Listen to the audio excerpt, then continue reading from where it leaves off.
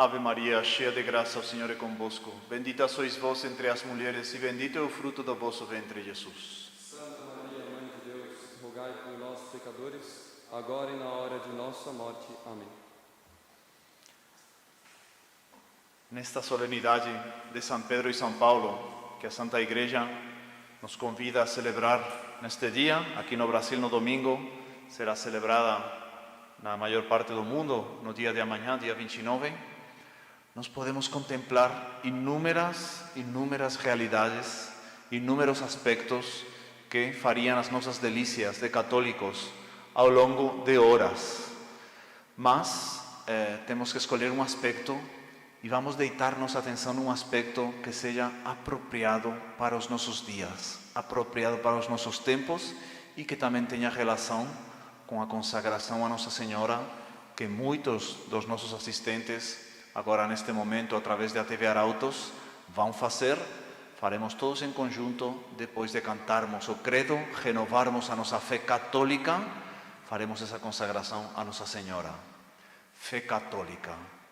Desde sempre, na Igreja, se tem considerado os apóstolos Pedro e Pablo como as colunas da Santa Igreja. Sobre eles dois, sobre seu apostolado, sua evangelização e sobre seu sangue, foi edificada a Santa Igreja Católica Apostólica Romana. E é algo que, enfim, eles têm muitos aspectos em comum, embora muito diferentes. Um tinha um temperamento sanguíneo, arrojado, às vezes precipitado, que era São Pedro. Outro tinha um temperamento colérico, muito firme, muito obcecado nas ideias que ele abraçava, que era São Paulo. Entretanto, se vamos pegar um ponto em comum entre eles dois, entre tantos, hoje, no dia de hoje, junho de 2020, nós podemos escolher é que eles não recuavam diante de nenhum obstáculo. A gente vai pegar os Atos dos Apóstolos, analisar o que foi essa epopeia evangelizadora de São Pedro e São Paulo.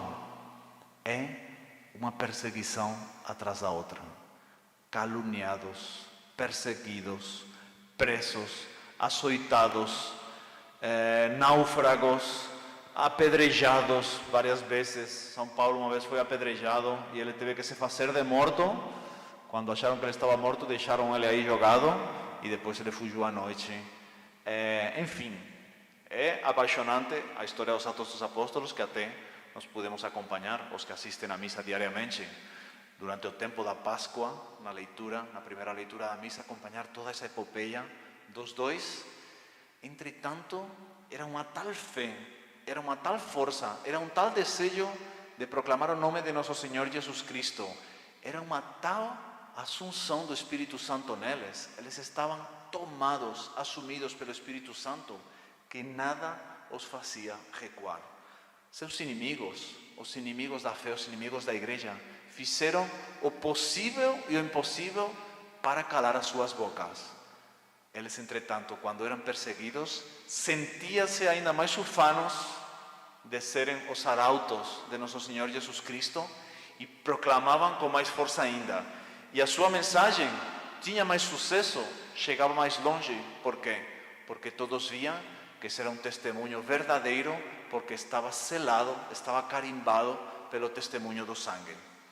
E assim mesmo, quem é de Deus, quem está disposto a dar tudo por uma causa e uma causa divina, não pode ser vencido. Não pode ser vencido. Vejamos eles dois. Eles continuam fazendo sua evangelização, sua pregação, cumprindo sua missão no meio da perseguição. Em certo momento, julgam os inimigos que vão calá-los como? Assassinando-os. São Paulo, como era cidadão romano, terá sua cabeça cortada. São Pedro será crucificado de cabeça para baixo porque ele não se achava digno de morrer do mesmo jeito que nosso Senhor Jesus Cristo. Entretanto, fracasso dos inimigos. Sobre esse sangue, a Igreja frutifica e cresce ainda mais. Começam, já na época deles já tinham começado, mas arreciam as perseguições e no meio do martírio, no meio do sangue, a Igreja continua crescendo.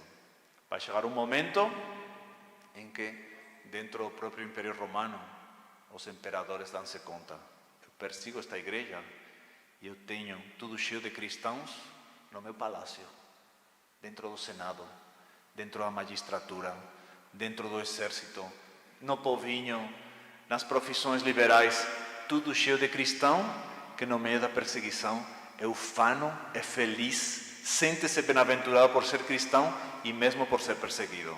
Não há o que vença aqueles que abraçam nosso Senhor Jesus Cristo com convicção, com ufania. E é curioso, porque São Pedro e São Paulo pouquíssimas vezes estiveram juntos. Eles encontraram-se no Concílio de Jerusalém, aqui, lá, acolá. Entretanto, os dois estão indelevelmente unidos. Por quê? Por essa fé que não se abala por nada. Que exemplo para nós. Eles se deixaram tomar pelo Espírito Santo, de forma que dois homens, junto com os outros apóstolos, com os outros discípulos, abalaram o império e fizeram crescer a Santa Igreja. Por quê? Porque eles tinham recebido nas suas almas o Espírito Santo no dia de Pentecostes, e aí sim, nada mais os podia fazer recuar. Tá bom, a gente está no século XXI e pensa: e nós? A gente não tem esse fogo, a gente não recebeu assim o Espírito Santo como eles em Pentecostes, o que nós vamos fazer? Não é verdade, não é verdade. Nós temos uma missão muito semelhante a deles. Esse fogo, essa fé que tinham os apóstolos dos primeiros tempos, nós devemos ter nestes tempos, que tantos santos, entre eles São Luís Maria Grignion de Montfort, aquele que nos ensinou a fazer a consagração que muitos vão fazer hoje, chamava de apóstolos dos últimos tempos. Nós que nos unimos a Nossa Senhora no século XXI como escravos de amor, temos uma missão muito semelhante a dos apóstolos dos últimos tempos. Por quê? Nossa Senhora é a esposa do Espírito Santo, esposa fidelíssima. Aqueles que se unem a ela estão se unindo ao Espírito Santo depois de terem recebido o batismo e a crisma, por essa consagração de uma forma toda especial, para poderem ser apóstolos dos últimos tempos. Neste mundo que abandonou a fé católica, neste mundo onde estadeia o pecado, onde a virtude muitas vezes é escarnecida, nós, apóstolos dos últimos tempos, unidos ao Espírito Santo através de Nossa Senhora, nos levantamos e dizemos: não, Nossa Senhora vai vencer. Nós estamos unidos a ela. E dentro deste mundo que escarnece da virtude, nós praticamos o bem, nós vamos proclamar o Evangelho de Nosso Senhor Jesus Cristo, nós vamos proclamar as grandezas de sua Mãe Santíssima, Maria. E não devemos ter medo. Basta olharmos para os exemplos de São Pedro e São Paulo. Diz o Salmo de hoje: de todos os temores me livrou o Senhor Deus. No meio dessa evangelização, dessa conquista que nós queremos para Maria neste século XXI, pelo poder do Espírito Santo, nós podemos afirmar que de todos os temores nos livrará o Senhor Deus.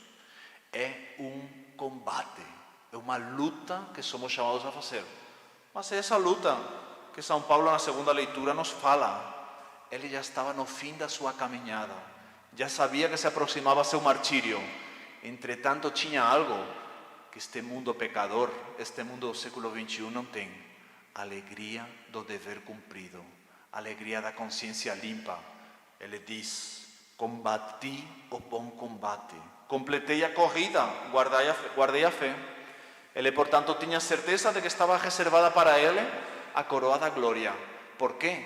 Porque sabia que tinha cumprido a sua missão, o seu dever, sem olhar para trás, sem se lembrar de que ele tinha sido perseguidor dos cristãos. Não, a partir do momento que ele se entregou a Nosso Senhor Jesus Cristo, o resto pouco lhe importava. Ele queria só que Nosso Senhor fosse conhecido até os últimos cantos da terra. Chega no fim da vida, combati o bom combate. Nós também temos um combate para combater pela Santa Igreja, pela fé, por Nossa Senhora. E vamos ter a tranquilidade de consciência, quando a gente fizer isso, de chegar todos os dias à noite, de chegar no fim da nossa vida, dizendo: eu fiz aquilo que Deus queria de mim. E, se fizermos isso, muito provavelmente teremos a alegria de contemplar esse reino do Espírito Santo e de Nossa Senhora que o próprio São Luís Maria Grignon de Montfort profetizou.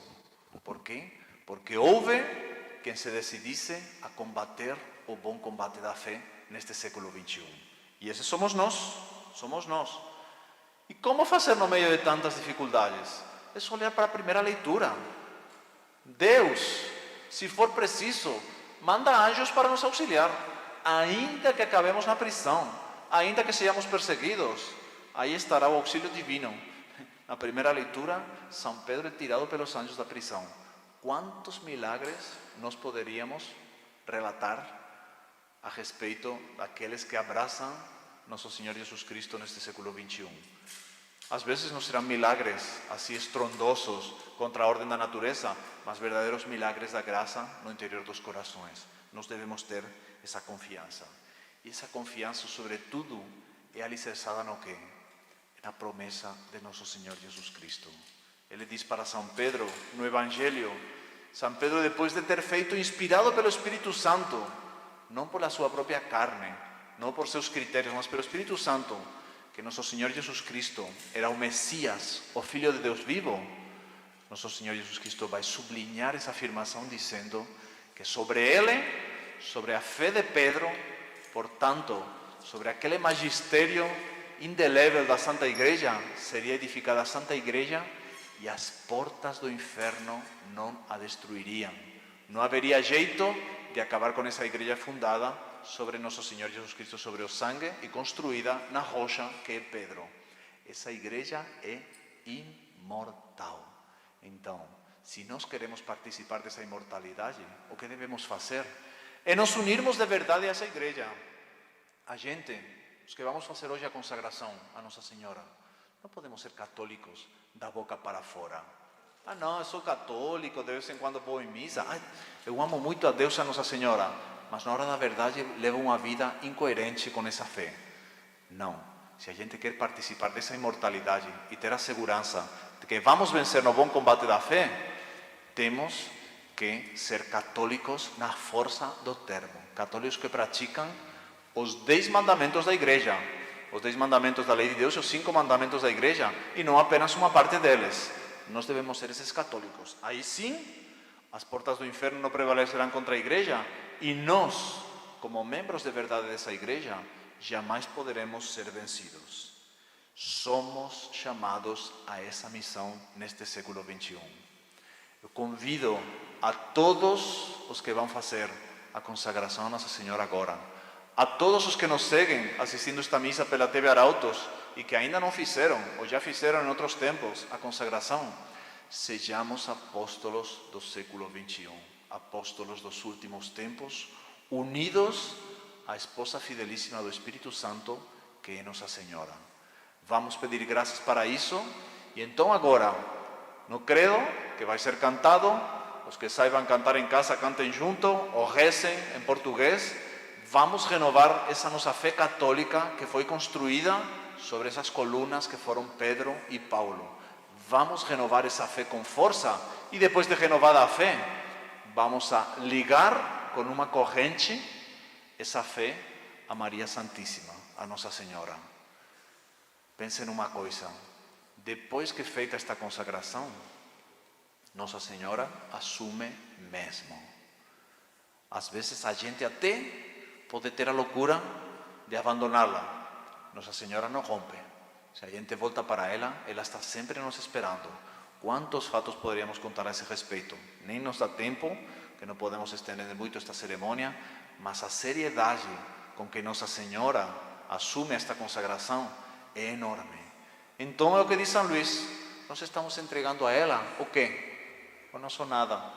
Aquele ovinho que ele diz que por um ovo que nos damos a Nossa Senhora, ela nos devolve um boi. Nós estamos dando a Nossa Senhora aquilo que nós somos, do ponto de vista sobrenatural, praticamente nada. E ela nos devolve o quê? Um boi. Qual é esse boi? São todos os dons, as virtudes dela, a predileção dela, enfim, tudo aquilo que Deus colocou na alma dela. he participado por seus escravos de amor. Então peçamos as graças superabundantes para aproveitarmos, para lucrarmos ao máximo as graças desta consagração, as graças desta Santa Missa na solenidade de São Pedro e São Paulo, e desta forma nos convertirmos a partir de hoje em apóstolos dos últimos tempos, apóstolos deste século XXI, que, embora apóstata, verá nascer o reino de Maria. Louvado seja nosso Senhor Jesus Cristo.